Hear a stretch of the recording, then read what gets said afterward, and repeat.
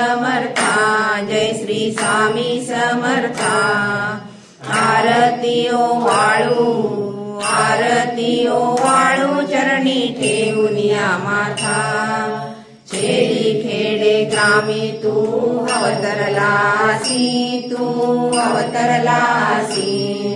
जगदोद्धारासाठी, जगदोद्धारासाठी राया तू फिरसी।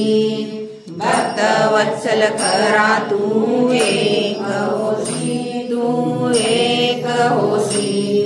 म्हणून शरण आलो, म्हणून शरण आलो तुमच्या चरणासी। जय देव जय देव, जय श्री स्वामी समर्था, जय श्री स्वामी समर्था। आरती ओवाळू, आरती ओवाळू, चरणी ठेवूनिया माता। त्रैगुण्य परब्रह्म तुमचा अवतार, तुमचा अवतार। त्याची काय वर्णू, त्याची काय वर्णू लीला पामर।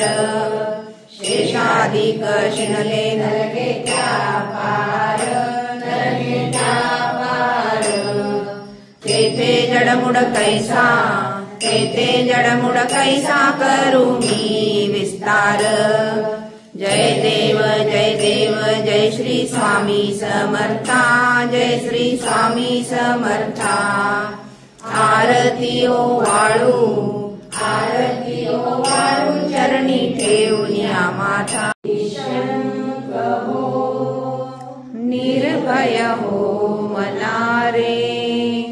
प्रचंड स्वामी बळपाठीशी रे।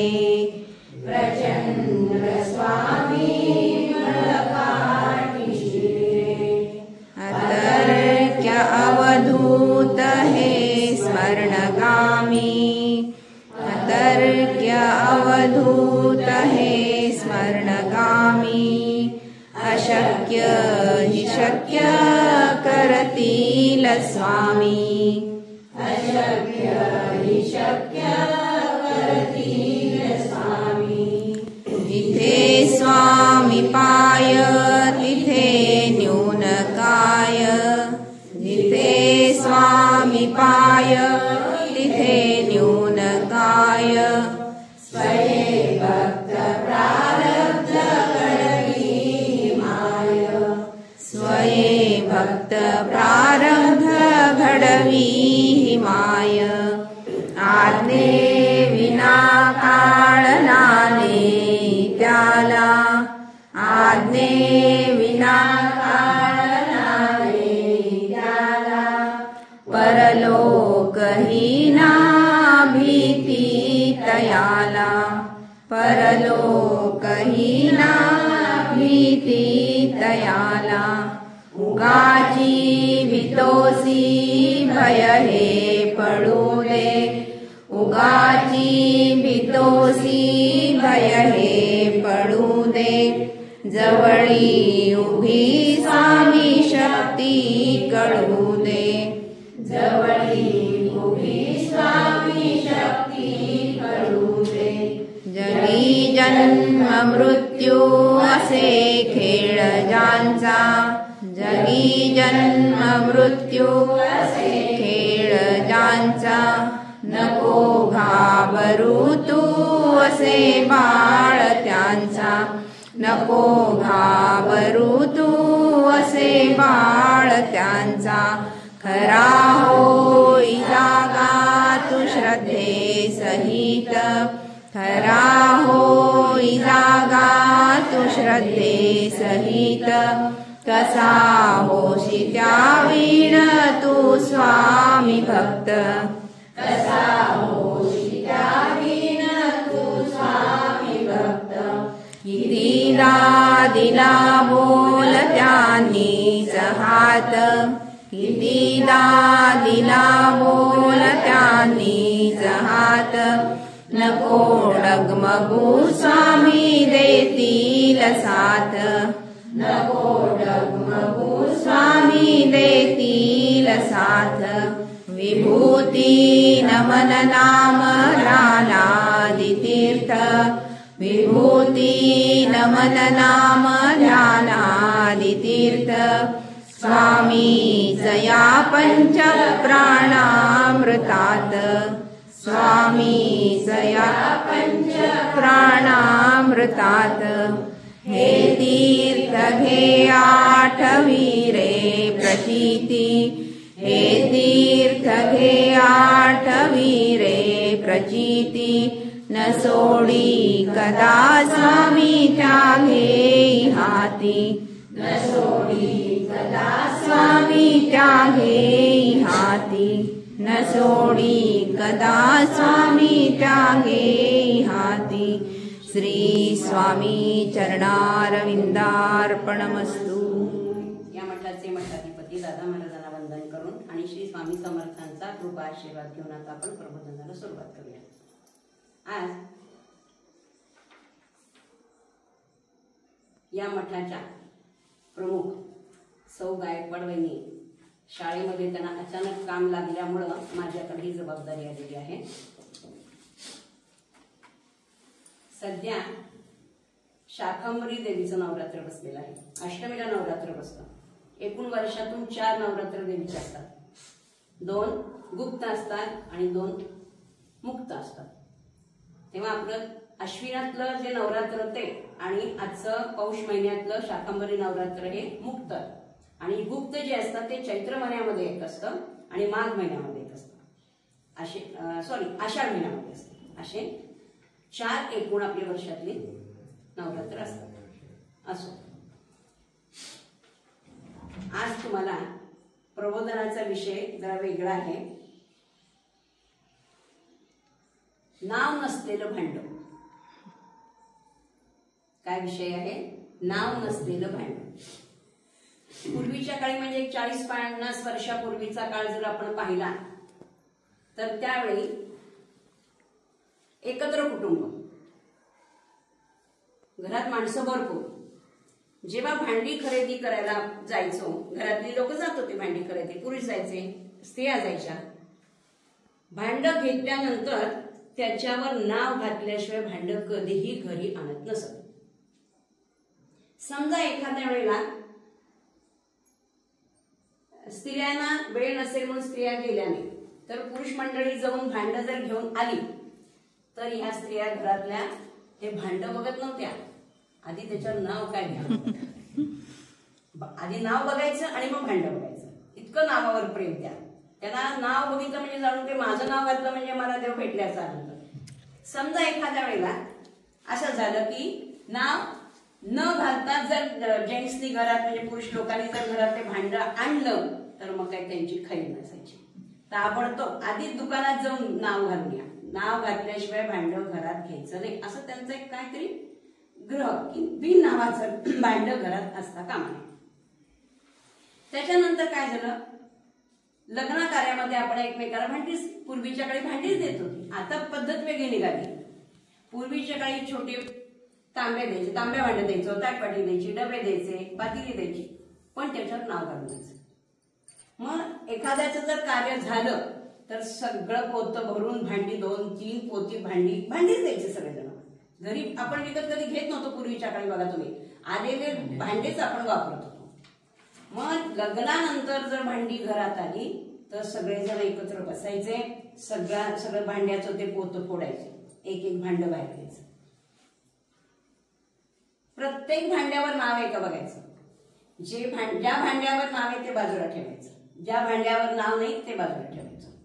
ज्या भांड्यावर नाव आहे ते आपण घरात वापरायचं आणि ज्या भांड्यावर नाव नाही ते असं द्यायला घ्यायला द्यायचं। मग या घरात त्या घरात, त्या घरात या घरात, त्याला काय अर्थच भरायचा नाही। ते भांड कुठेही जायचं, पुन्हा आपल्याच घरात येतं। खण तसंच आहे, साड्या तसंच आहे, ब्लाउज पीस तसंच आहे, सगळीकडे फिरून पण आपल्याकडे येत असतं, ते आपल्याला लक्षात येत नाही त्यावेळेला हे आपलंच होतं। आता ही थोडीशी गंमत आपण भांडीची बाजूला करू, थोडंसं ह्याच्या मार्गात येऊ आपण। हे भांड म्हणजे काय?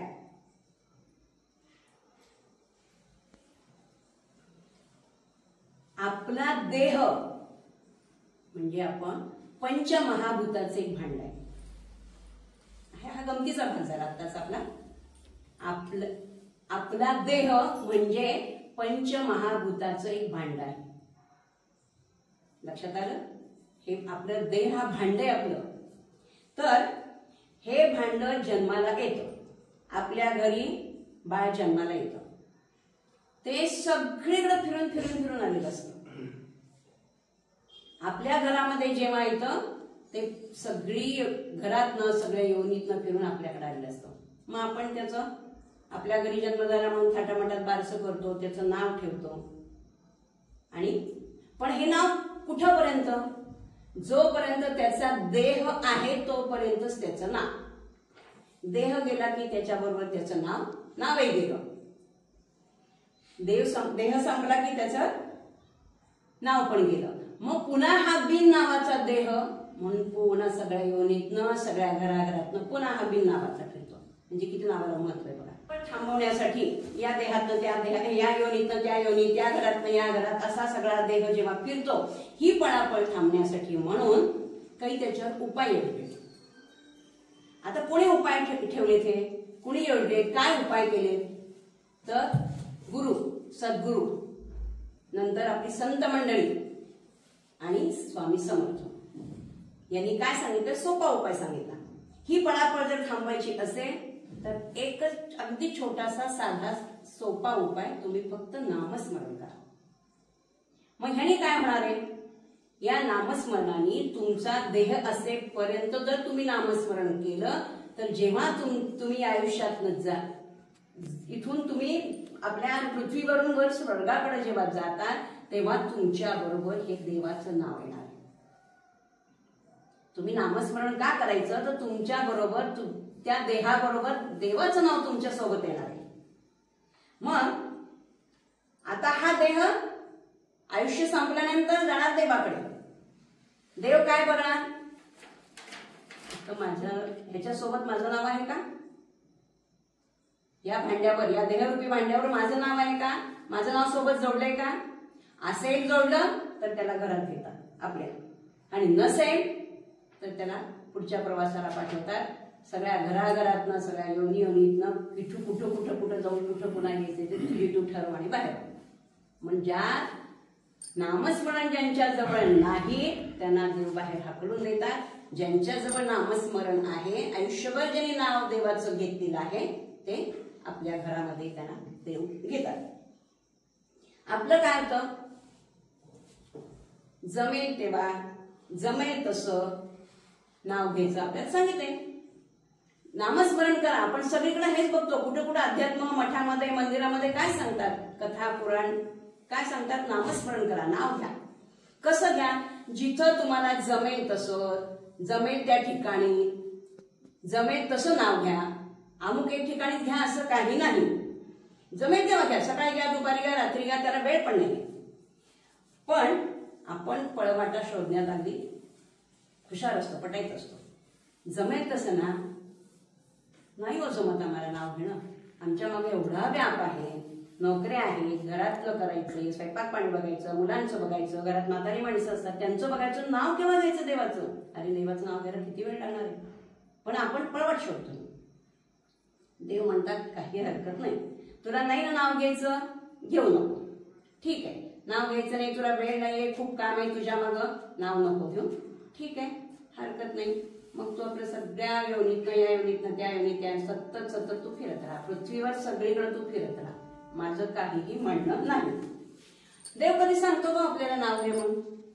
कुठल्या देवाने सांगितले? ब्रह्मा विष्णू महेशने कुणी सांगितले आपल्याला नाव घ्या म्हणून, नामस्मरण करा म्हणून? आपण जसे पटायत हुशाराचं, देव पण हुशार पटायचे. त्यांनी काय केलं? आपल्या काही साधकांना काही प्रतिनिधी निवडले आणि त्यांना सांगितलं की नाव घ्यायला तुम्ही सांगायचं. मग कोणाकोणाला सांगितलंय? हे गुरु, सद्गुरु, संत, हे सगळे आपले हे सांगतात ना आपल्याला. स्वामी समर्थ काय सांगतात आपल्याला? नामस्मरण करा, नाव घ्या, देवाच्या जवळ राहा, अनुसंधान साधा, हे सांगतात आपल्याला. मग देव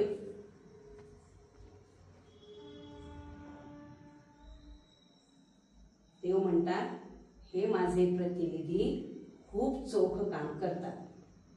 सगळ्यांना नामस्मरण, मी त्यांच्याकडे ही जबाबदारी सोपवली की तुम्ही नामस्मरण करा, असं तुम्ही सांगा, मी काही सांगणार नाही. माझं काम काय, तो देहरूपी भांड माझ्याकडे आलं की मी ते तपासणार. ह्याच्यासोबत नाव आहे का, असेल तर माझ्या घरात या, नसेल तर तुमच्या पुढच्या प्रवासाला निघा. ह्याच्यावरून आपल्याला काय बघायचंय, काय तात्पर्य काढायचंय की आपण नामस्मरण केलं पाहिजे. आपण करतोच, आपण सगळे नामस्मरण करतो, ह्याच्यासाठीच आपण इथे येतो. आणि घरी प्रत्येक जण आपापल्या घरीमध्ये नामस्मरण करतातच, पण जे अजिबात करत नाही त्यांनी करायलाच पाहिजे. आणि जे करतात त्यांनी त्याच्यापेक्षा नामस्मरण आहे त्याच्यापेक्षा वाढवलं पाहिजे. म्हणजे देवाच्या घरात जाऊन देवाच्या जवळ आपल्याला स्थान मिळणार. म्हणून स्वामी म्हणतात अशक्य हे शक्य करतील स्वामी अवधूत चिंतन.